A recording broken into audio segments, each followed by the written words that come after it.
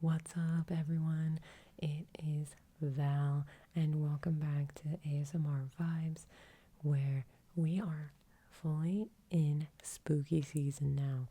So, this week we are going to be reading The Raven by Edgar Allan Poe.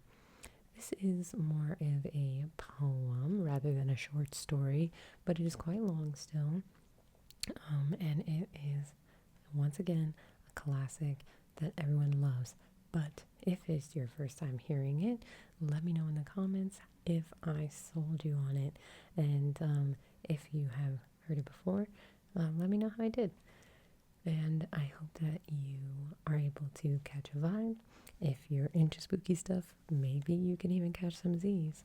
But let's get into it. The Raven by Edgar Allan Poe. Once upon a midnight dreary, while I pondered, weak and weary, over many a quaint and curious volume of forgotten lore, while I nodded, nearly napping, suddenly there came a tapping, as of someone gently rapping at my chamber door. "'Tis some visitor," I muttered, tapping at my chamber door, "only this, and nothing more." Ah, distinctly I remember, it was in the bleak December, and each separate dying ember wrought its ghost upon the floor. Eagerly I wished the morrow, vainly I had sought to borrow from my books a surcease of sorrow, sorrow for the lost Lenore, for the rare and radiant maiden whom the angels name Lenore, nameless here forevermore.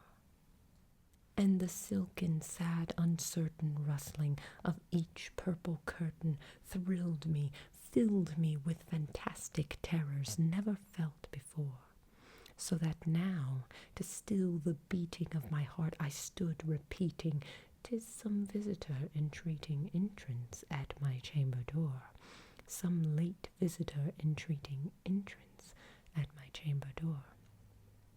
This it is, and nothing more." Presently my soul grew stronger, hesitating then no longer. "Sir," said I, "or madam, truly your forgiveness I implore, but the fact is I was napping, and so gently you came rapping, and so faintly you came tapping at my chamber door, that I scarce was sure I heard you." Here I opened wide the door. Darkness there, and nothing more. Deep into that darkness peering, long I stood there, wondering, fearing, doubting, dreaming dreams no mortal ever dared to dream before. But the silence was unbroken, and the stillness gave no token, and the only word there spoken was the whispered word, "Lenore." This I whispered, and an echo murmured back the word, "Lenore." Merely this, and nothing more. Back into the chamber turning, all my soul within me burning, soon again I heard a tapping, something louder than before. "Surely," I said, "surely that is something at my window lattice. Let me see then what threat is, and this mystery explore. Let my heart be still a moment, and this mystery explore. 'Tis the wind, and nothing more." Open here I flung the shutter, when with many a flirt and flutter, in there stepped a stately raven of the saintly days of yore. Not the least obeisance made he, not a minute stopped or stayed he, but, with mien of lord or lady, perched above my chamber door, perched upon a bust of Pallas just above my chamber door, perched and sat, and nothing more. Then this ebony bird, beguiling my sad fancy into smiling, by the grave and stern decorum of the countenance it wore, "Though thy crest be shorn and shaven, thou," I said, "art sure no craven.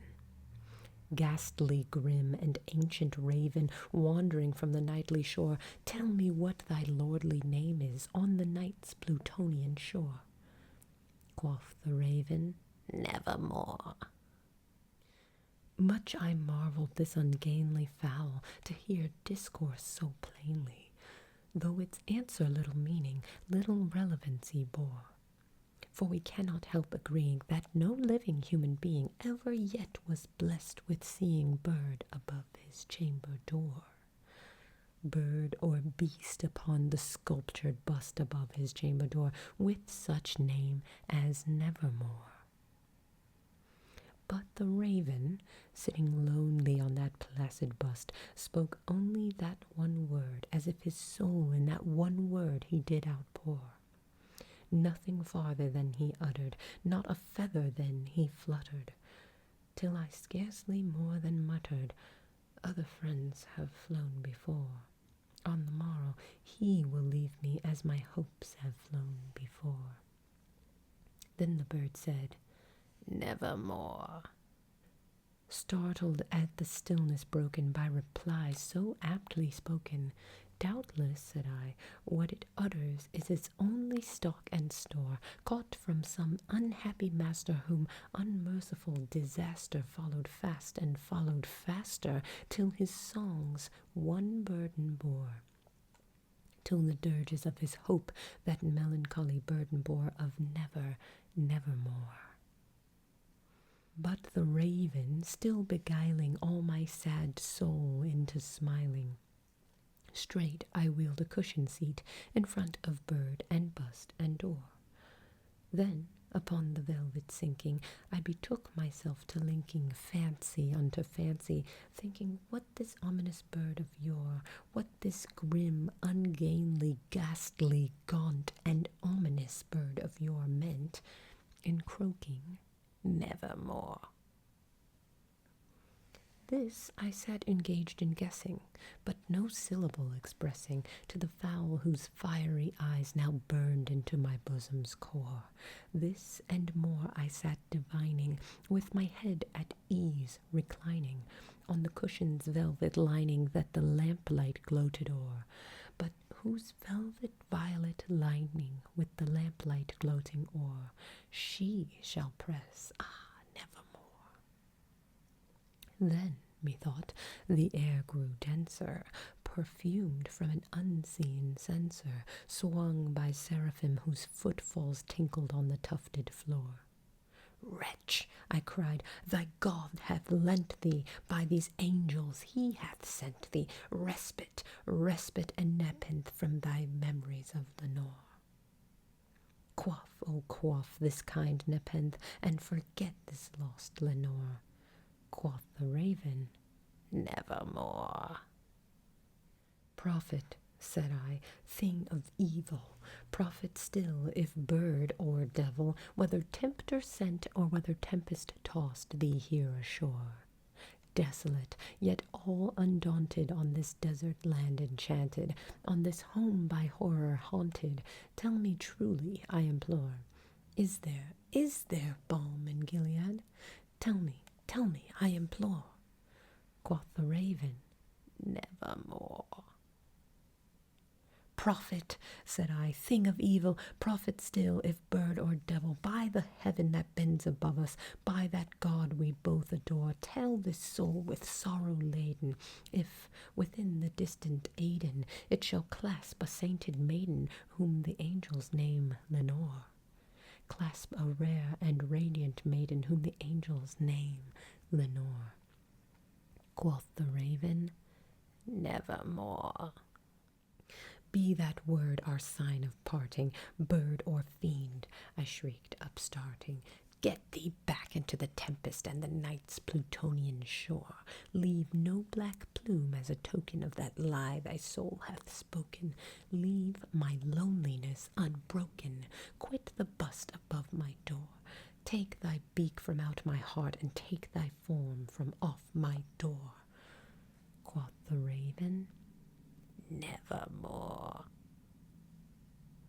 And the raven, never flitting, still is sitting on the pallid bust of Pallas just above my chamber door, and his eyes have all the seeming of a demon's that is dreaming, and the lamplight o'er him streaming throws his shadow on the floor. And my soul from out that shadow that lies floating on the floor shall be lifted nevermore. That was The Raven by Edgar Allan Poe. And you absolutely cannot have a spooky season, especially for a bookish girl like me, without reading The Raven, A Telltale Heart, and any other Poe classics. By the way, if you want to see that Telltale Heart video, it is linked in the description. So go back and check that one out if you missed it. And please like and subscribe so you don't miss any more content. We still have a couple more weeks until Halloween, so I'll be making spooky content all through that time period. All right, catch a vibe, catch some Z's, and I'll catch you in the next video.